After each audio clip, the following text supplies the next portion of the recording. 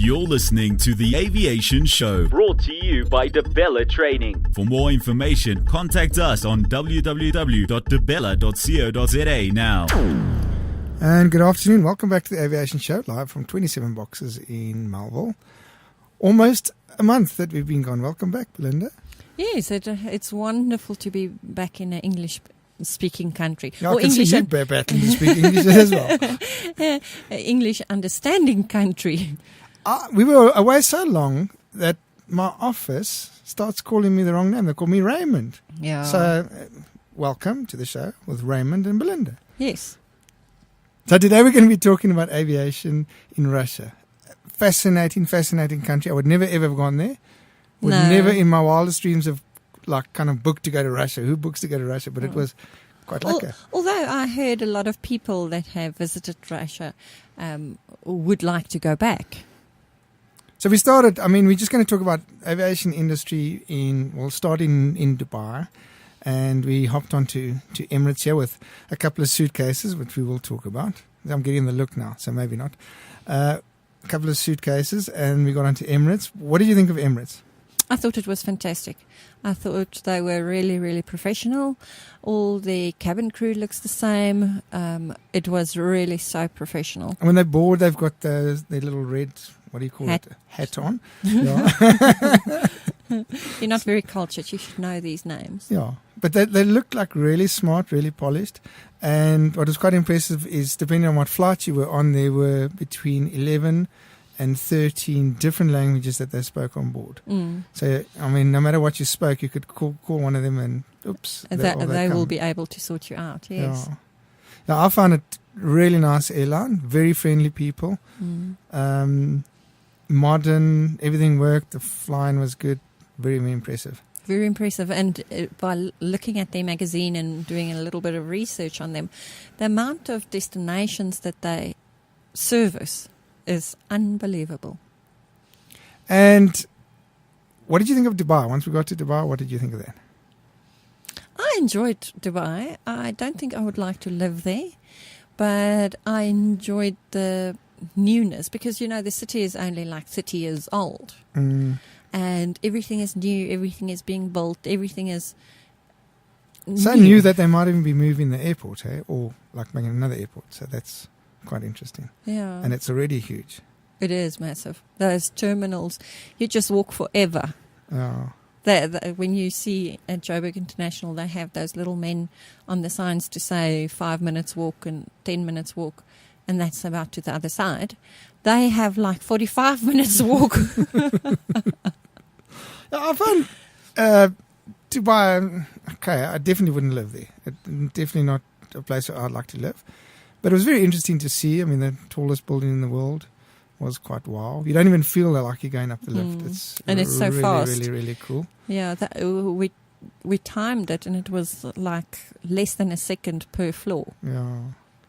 And then you get to Ski Dubai, and outside it's 35 and inside it's -2. And it's snow and penguins. Wow, it's really, really, really cool. And then we did the water park. We did the water park. We did that skydiving thing. Oh, yeah, the skydiving was really, really, really very cool. That was like a highlight because I've skydived before and I found it very realistic. Mm. And with my center of gravity, I just flopped into the free fall position. That was quite lekker. Yeah, it was very good. I found it quite hard to control your arms. You make it look like one of those things next to the road where you flap your arms all over. It's funny, but you did very, very well, both of them. And then we did the water park where the most scariest ride is the one where you cross your arms and legs and they count down on you in this little tube, and the next thing the floor disappears from underneath you and you free fall and then you do a full loop and then you land up in the pool. That was yeah, well, we did that twice.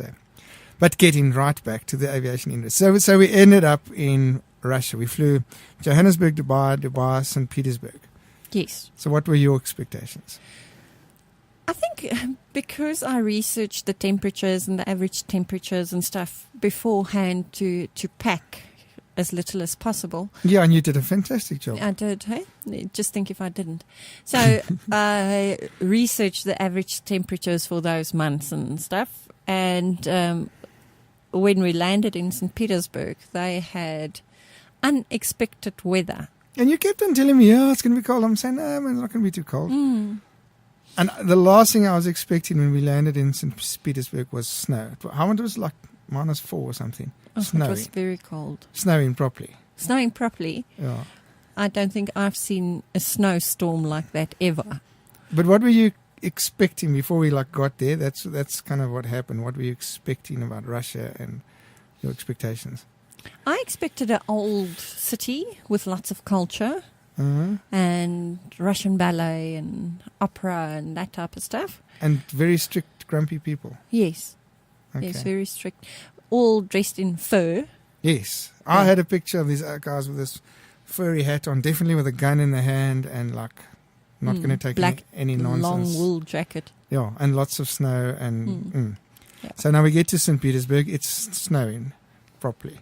And while we're in the air bridge, we just thought, let's just take a quick photograph. And we're still holding up the camera. And the next thing, this woman walks up to us and says, "No photograph." Yeah, and I think And she had a gun. and I think she had the best English in the whole airport, probably. And I thought, here we go. We're going to be in Russia for 3 weeks, and we've already got off. In Russian jail. Yeah. We haven't even gone through immigration. We're already in trouble. Yeah. So, My thoughts when we landed there, I thought that is a special kind of flying ability to be able to cope with these kind of weather conditions. well, I was very glad that we landed there on Emirates. But, I mean, we'll talk about the other airlines that we experienced in Russia, totally different to what I thought. Totally different.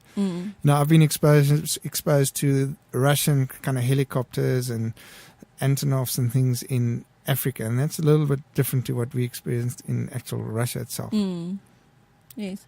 So my thoughts were, okay, you have to have different kind of experience to cope with these snowing conditions and stuff. Different, very different to what we experience here. So that was my one thought. And then I thought to myself, shame, the ground staff, the aviation ground staff that have to up and down to the aircraft, baggage, the engineers having to work in those conditions. Yeah, you look outside the window and it's snowing and there's this engineer, but he's got like a proper jacket on. So. Yeah, they're geared for this. Yeah. And for you guys listening, there are severe temperatures differences. You know, in summer it can be quite hot. It can go up to 25, 30. And in winter, especially where we went to in like the east of Russia, which is a place called Yakutsk, fascinating town. What's the lowest? Minus 72.5. Yeah. The lowest temperature, minus 72. That's degrees Celsius, very cold. not Fahrenheit. Yeah. Degrees Celsius. Yeah, that's like really cold. That's past being cold. So to fly airplanes in those conditions, I think, is a Yeah. totally different ballgame. Yeah. Something that South Africans won't understand. Canadians, I'm sure, will be used to it. Similar kind of latitudes, so they should be able to kind of work it out as well. But for us South Africans that are used to T-shirts and slops, not so good, eh? Yeah, I think that was so interesting because they would ask us about South African temperatures and we would say, we get plus 35, plus 40 sometimes. And they say, no, they will never be able to cope with that. And I'm thinking, I'll rather cope with the plus side than the minus side. Sure. Yeah. Now, there's nothing worse than being cold, but they are quite rigged. So now we ended up at St. Petersburg and we went through immigration, which was very strict. I mean, they look at you, just stare at you for about 2 minutes and you think, what now? Yeah. And then they're like, why are you here? And you say, tourist? Okay, go. But yeah, firstly, you don't need visas anymore to go to Russia. And I think we're probably one of the first South Africans that tried that. Yeah, out. I mean, they abolished that on was it 1st of April? Yeah, 1st of April. And we arrived there on the 13th of April, so... Obviously, the message didn't get to everywhere in Russia in 2 weeks. Yes, well, it definitely didn't get to Yakutsk. Definitely. Yeah. Being pushed into a little corner and saying, what are you doing here and where's your visa in Russian that nobody can understand. That's what they did. I mean, but you know why they targeted us? It was that luggage. It was the amount of luggage that we had. We had 2 trolleys and about seven bags, or 17. It was only 7 there. So this is when Belinda goes quiet on me. We are just about to go to a short break. Before we do, this show is actually dedicated to a lady in our office. Her name is Salome. So Salome, if you're listening, thank you for your 3 and a bit years service at DeBella. It's been absolutely fantastic having you on board. And all the best for your future ventures. We hope that it really, really goes well. Yeah, I loved seeing you grow and becoming more confident with all sorts of stuff. It was fantastic to get to know you and your family and all of that, and we wish you well for the future. DeBella Training and Management provides South African civil aviation approved training to aircraft maintenance engineers. From engine to airframe, DeBella offers international quality courses on a wide range of aircraft.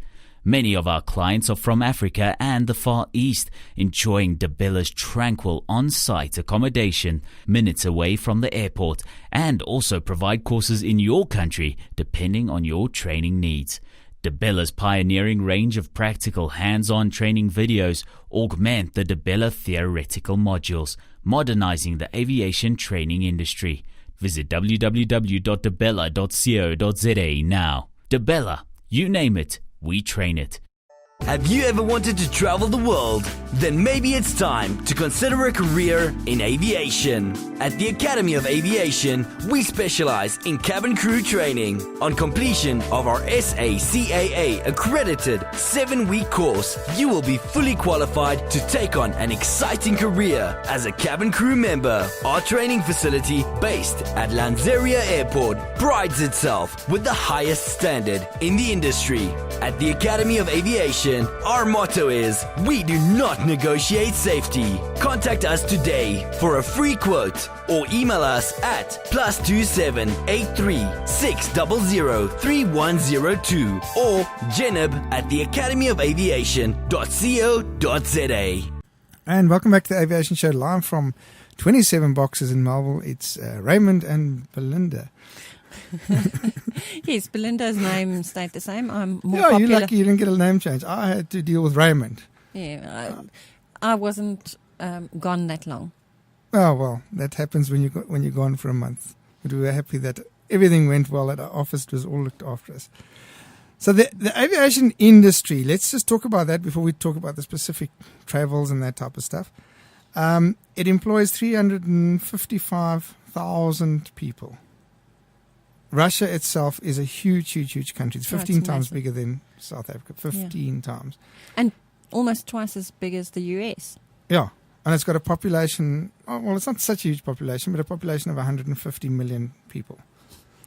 Only Which 3 is- times bigger than ours. Yeah, depending on who counts the people. But Yeah. the official figures, we got 50 million, so it's 3 times more than that. Yeah. But now, what were you expecting, in the cities and that type of stuff, and what did you actually get? I think St. Petersburg, I expected it to be as old and cultural as what it is. And cold. It was a little bit colder, but after the vodka museum, it was way warmer. That was fantastic. The vodka was Interesting. breathtaking. Yeah, and then I lost my phone. Yeah, for the first time. Yes. So, yeah, that was very, very interesting. I think the whole of Russia, speaking of what did I expect, I thought they would drink a lot more vodka. Yes, I think you could have drank a lot more vodka. I mean, every time we had a traditional Russian experience, you were edging them on, and then they fill my blooming glass up with vodka and they give you a little tot, and I'm down this big thing. What I And you found say, is... yeah, more vodka. Yeah, poor. Poor, yeah. That was lots of fun because normally the men drink the vodka. That's what I found is the men drink vodka and the women have wine or champagne or whatever. Yeah. But the men drink the vodka. Not cool, really not cool. Yeah. Are you a man or a mouse? Sure, with vodka, I mean, it makes your chest burn, but it does warm you up. So, we at St. Petersburg, it was a hell of a lot colder than what I thought it was going to be. I wasn't expecting snow. I was expecting them to speak a little bit of English. We got to the airport, where the first stop was the airport. We said, let's have a cup of coffee. And, there were taxis all over the place. And we ordered an Uber on the app. And the Uber was like 680 ruble. Rubles, which is what it's about. divided by 4 to get to rands. Yeah, just what's it under 200 rand. 160 rand. Yeah. So I thought, okay, that's not too bad. Let's have a cup of coffee. And the cup of coffee came to 1,000 rubles for 3 of us. We're like, how is an Uber cheaper than 3 cups of coffee? And the Uber had to transport us like half an hour. Yeah, 35-minute drive. Yeah. Through snow and ice and lots of suitcases. That was hilarious. When we stopped there, like Megan is trying to find this guy like Pokemon Go. She eventually finds this guy and we rock up with 2 trolleys full of bags. It wasn't that bad. Yes, it was. So and we lumbered this thing, and then we eventually got to our hotel, and he offloaded us on the slippery pavement, and we went straight into what was like a coffee shop, chocolate shop kind of. chocolate store. Anyway, we're like one door down from the apartment, the mini apartment that we stayed in. Very nice, very clean, but very, very, very small. Formula One's like divided by 2. Eh? Yeah, you could definitely not swing a cat in there. Yeah. It was a single 1-bedroom, kitchen, lounge, everything all in there. But yeah, I wasn't expecting the modernness of like any of the cities. They were all beautifully modern. Some interesting stuff is like they've got the largest McDonald's, eh? Yes. 700? 700 seats that it's 700-seater McDonald's. So you're not expecting them to have the modcons. They had Burger King, McDonald's, KFC. It was just quite a problem ordering because they cannot speak English. The English literacy in, where was it? In St. Petersburg and Moscow were okay, but in the rest of Russia, not so good. Not big. Yeah. Yeah. No, that was very, very interesting. The other transport is quite interesting as well. The rails and stuff is like those trolley buses. Yeah, but the rails especially, they've got the longest railway, and they've got in St. Petersburg the underground goes down to 100 meters underground. Wow. And Moscow's got some of the fastest trains and stuff like that. So the transport is not only the aviation side that we found interesting, but the other it types. Works. Eh? What I really enjoyed was quite an uncomfortable but interesting experience is when we got on the train the first time. I forget where we were going, and it was like a 5-hour trip, and they neglected to book all 4 of us in the same cabin. So they booked 2 of us in one cabin, 2 of us in the other cabin. So we thought, cool, we're going to have lots of space. We rocked up there. There was Yuri with his Yuris. vest, 2 Yuris, drinking beer and eating nuts with his vest and slippers with socks on. And now we got to share this cabin with 2 Russians. Eh?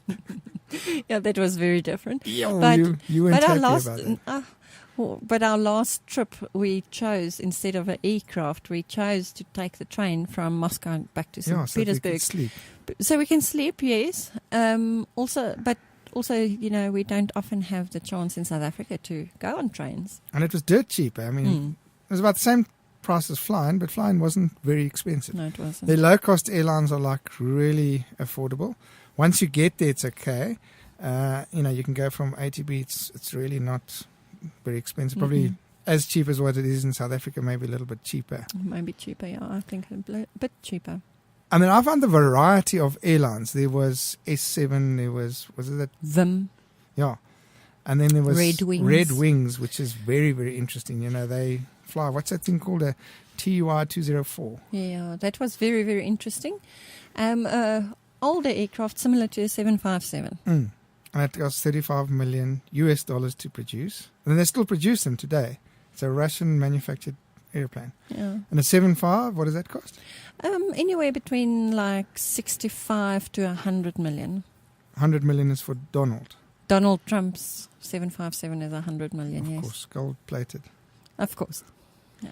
But yeah, that was a very comfortable aircraft. We had learned, here's a trick. If you ever travel, we learned this from our book publisher, Merit. So if you ever travel, probably anywhere in the world, is go and sit next to like the boarding gate, and then don't board immediately. Board as late as what you possibly can, unless you know that the flight is 100% full.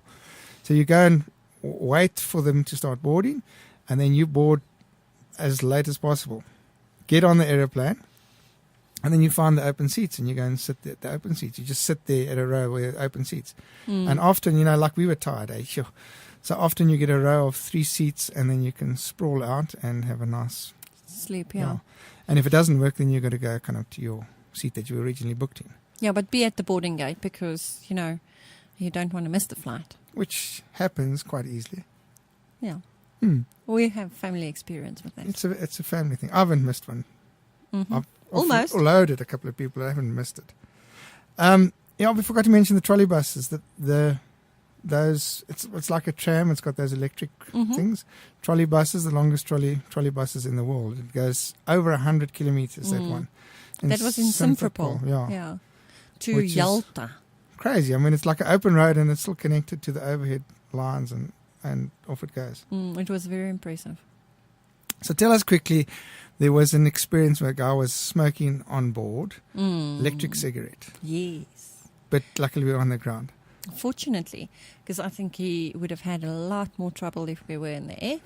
But it is not allowed to. You're not allowed to smoke even electronic cigarettes on South African registered aircraft or anywhere in the world, actually. Aircraft, yeah. And also not in South African airspace. So it is not.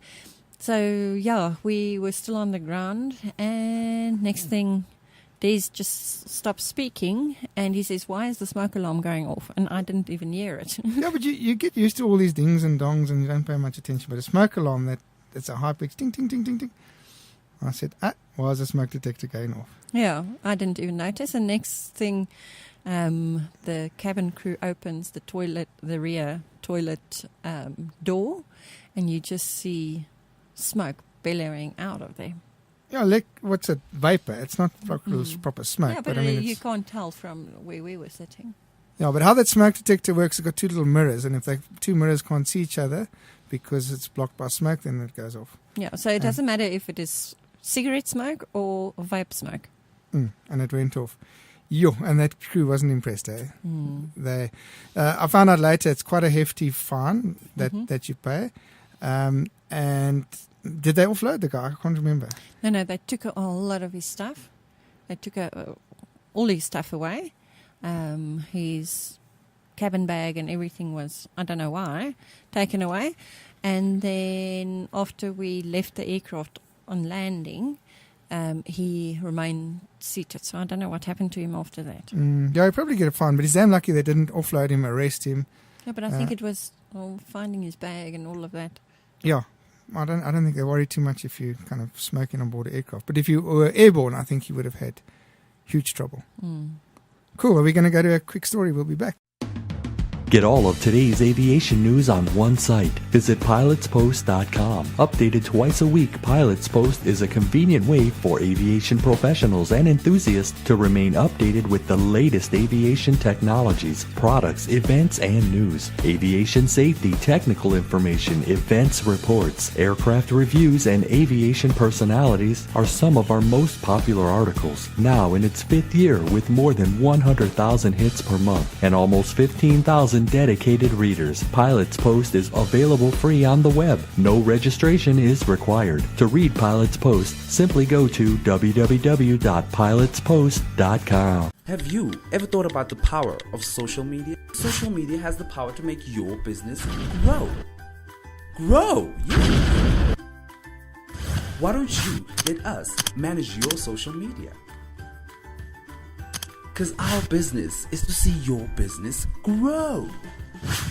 Visit us at www.beastownmedia.co.za. Real aviation stories with Debella. Submit your real life story to www.debella.co.za. And you could be featured on the Aviation Show live on brandlive.co.za or in our upcoming book.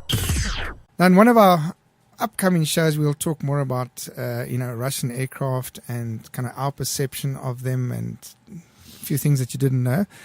But an interesting story, this comes from old Rosie. He used to fly with me many years ago. And a MiG gets pulled. He's up there in deepest, darkest Africa, and this MiG gets pulled out of the hangar. And he's parked his freighter kind of sort of 90 degrees to the to this where this MiG comes out of the hangar. He's parked his freighter and he's having a cigarette with one of the other captains on the, I think it was the L1011, which is kind of like a DC-10, MD-11 type thing. And they've got these aircraft parked there, and the next thing, out comes this MiG, and it's laden with bombs. There's bombs all over the place. And out comes... Is this somewhere in Africa? Yeah, this is somewhere in Africa.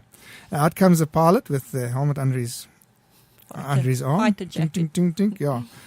And now the tractor's parked it, all ready to go.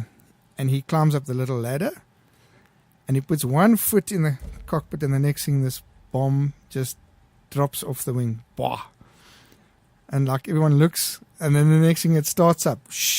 With the propeller at the back or what? Yeah, it starts up and it goes, and it goes right through the L1011. It's got this freighter door open. It goes right through there. And it hits the hill on the other side. Boom, and it blows up. Huge explosion.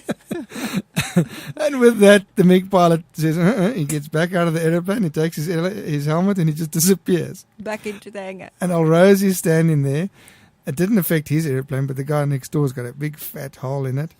And they both casually just look at each other, and the other pilot says to him, "Hey, Rosie, can I catch a lift with you tonight?" He knew it's going to be a while before that is flying again, But- if ever. Yeah, but you know, MiGs have been all over Africa. I think the South African Air Force was quite scared of them in their day because the MiGs were pretty hot, and I think they might even have some Russian pilots or Russian trained pilots. So it's a traditional Russian, well, I won't say traditional, it's a Russian airplane. Manufactured aircraft, yeah. Yeah, and it's been around for many, many years. Interesting, the one place that we went to, Nizhny Novgorod, that was a military town until a couple of years ago, that no civil people were allowed in the town because they were manufacturing tanks and military stuff. But that was impressive. I mean, what did you're not allowed to call it a castle. What was it? A Crimea. Yeah. Yeah, it's like a fort kind of thing. Yeah. Well, the glimpses that we saw of their military, of Russian military, was Very be high. careful. Those guys are jacked up, eh? Yeah. But we'll bring you another show to be continued. So thank you for joining me. It's been brilliant reminiscing. Yes, it was wonderful, and Good see you couple again of soon. laughs. Same time, Tuesday, 3:00 from us. Bye-bye. You have been listening to The Aviation Show on brandlive.co.za, proudly brought to you by Debella Training. Visit www.debella.co.za now. ZA now. ZA now. ZA now.